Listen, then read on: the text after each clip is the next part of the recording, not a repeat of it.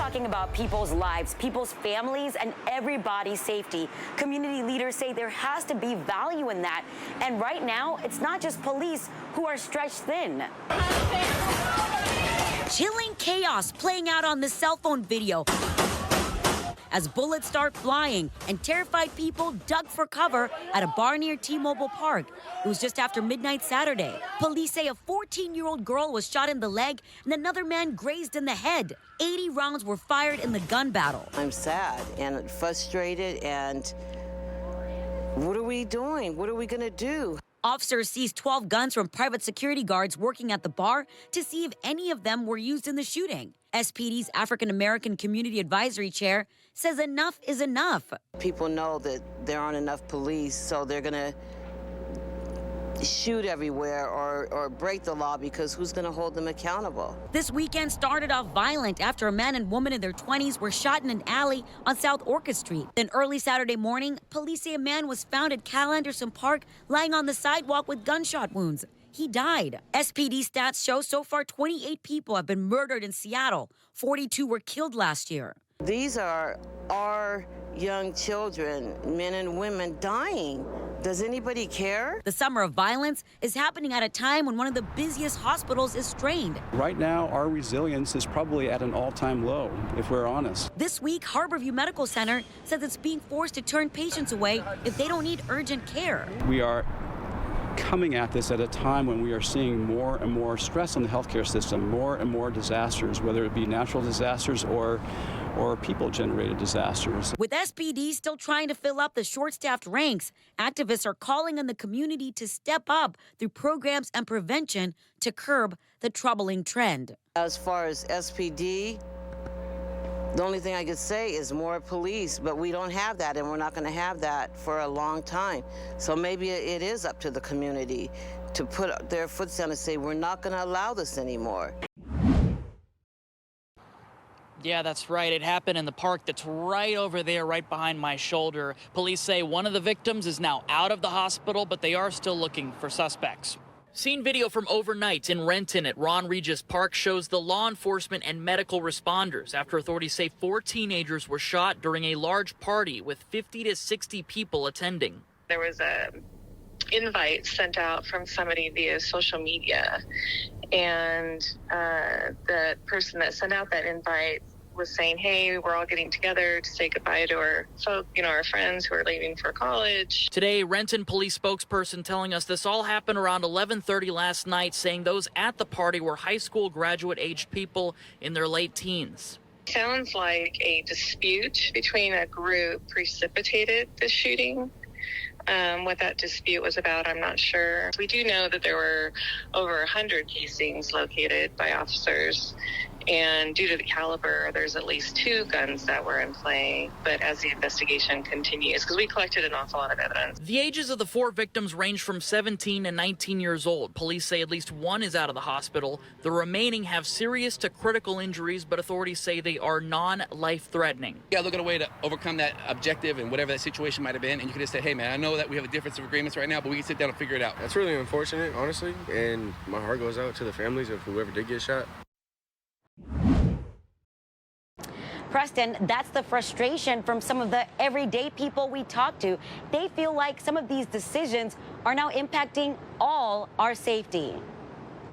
This is a violent individual that has threatened murder before, and now he's committed it. 8 days before a vicious attack in downtown Seattle, police say Aaron Folk showed violent behavior in Tacoma. Detectives say he threatened to kill a Pierce Transit security officer. Ernest Finnessy rides the bus there every day.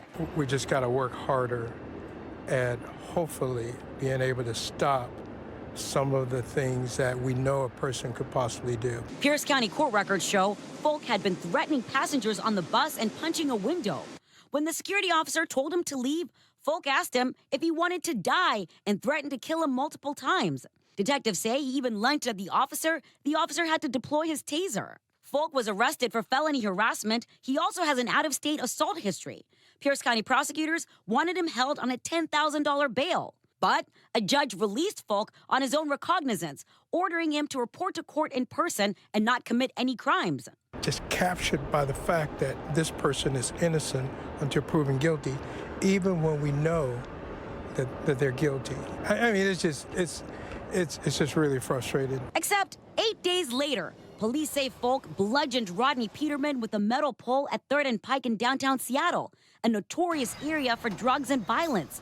Even as Peterman lay on the ground unconscious, police say Folk beat him in broad daylight, telling the officer he intended to kill him 1,000,000 times over. A vicious, violent murder at 3 o'clock in the afternoon. Lauren Page saw the attack while visiting Seattle from Arizona. He ran to help the victim. The cities are far from safe. I'm so glad my family wasn't there. Now Folk is behind bars on a $2.5 million bail in King County. The reason why prosecutors ask for dangerous people like this to be held behind bars is because we're fearful of exactly this kind of attack. It doesn't seem fair to the citizens, to the visitors, or anybody in Seattle that we're spending this kind of money and we can't even walk the streets without witnessing or being part of a heinous crime.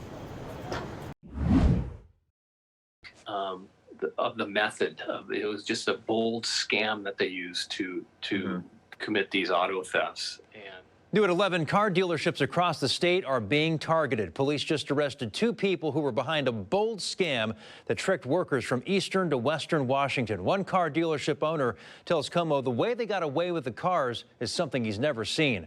KOMO's Mo Hyder live tonight in Bellevue with what the suspects were doing. Mo? Well, Preston, Bellevue police do say this Toyota dealership right behind me is where that last theft took place. Now, all we know about these suspects, one is a 29-year-old man, the other is a 24-year-old woman. Again, like that dealership owner did say, he has never seen anything like this. Michael's Toyota in Bellevue was the last of several dealerships targeted by a pair of suspects connected to a string of thefts across the state. there are thefts in Issaquah, Washington, and also in Grant County, Washington, where they also, during that crime spree, rammed a patrol car and eluded police over there in Moses Lake. Bellevue police say it all started when the 2 showed up in a stolen vehicle and asked the salesperson for the Carfax reports on a similar one. When the employee came back out, both vehicles were gone. They were very brazen on how they conducted their scam, and it led us to believe that there was other stuff going on. Investigators were able to track down the 2 at a hotel in Renton where they found this BMW, a gun, key fobs, IDs, and credit cards. Police say everything was stolen. Stuart Cordova owns Auto Connections of Bellevue. His business wasn't hit by the suspects, but says he's never seen anything like this. It seems to be kind of the new method of stealing cars. I mean, we've had cars taken before, but not in that manner. If anyone wants to test drive a car, staff always checks for valid driver's license and insurance. But after this arrest, he says more may have to be done.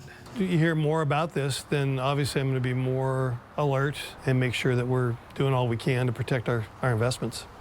Hi, everyone. I'm Preston Phillips from KOMO News. Thanks for checking out the KOMO YouTube channel. You can see more of our videos right here by clicking on the video links for more news from the Seattle area and Western Washington. Oh, and don't forget to click the subscribe button below so you don't miss our YouTube updates.